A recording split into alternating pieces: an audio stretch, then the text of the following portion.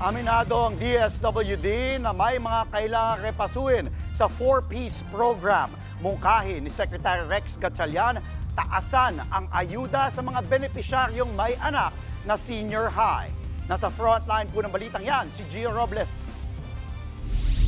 Sa isang maliit na karinderya, kumikita ng 4,000 pesos kada araw si Rosario Rosaldo. Miyembro siya ng 4-piece na 12 taon nang umaasa sa ayuda ng gobyerno.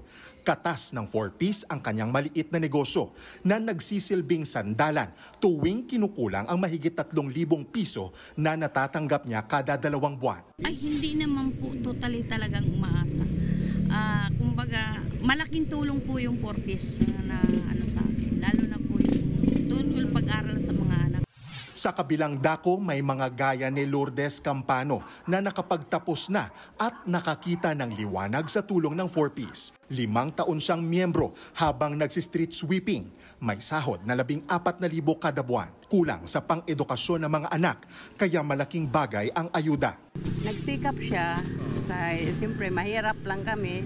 Nagkaroon siya ng karangalan, naging cum laude. Pero hindi lahat ng kwento ay puno ng pag-asa.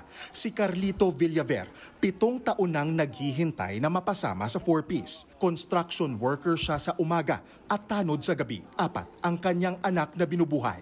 Anong dahilan? Bakit hindi ako ma-aproban sa 4-piece?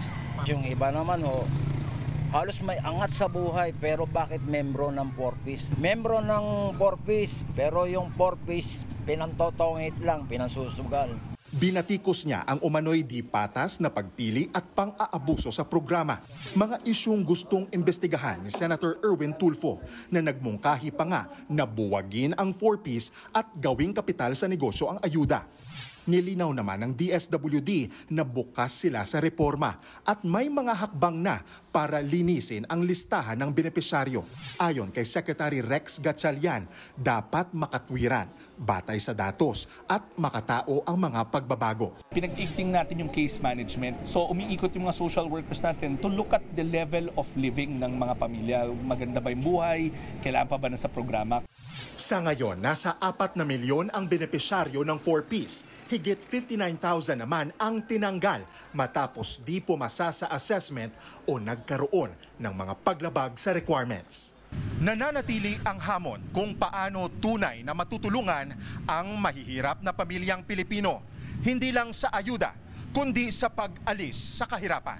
Nagbabalita mula sa Frontline. Gio Robles, News 5. Mga kapatid, Andre Felix po, manatiling may alam pagdating sa mga mahalagang balita sa loob at labas ng bansa.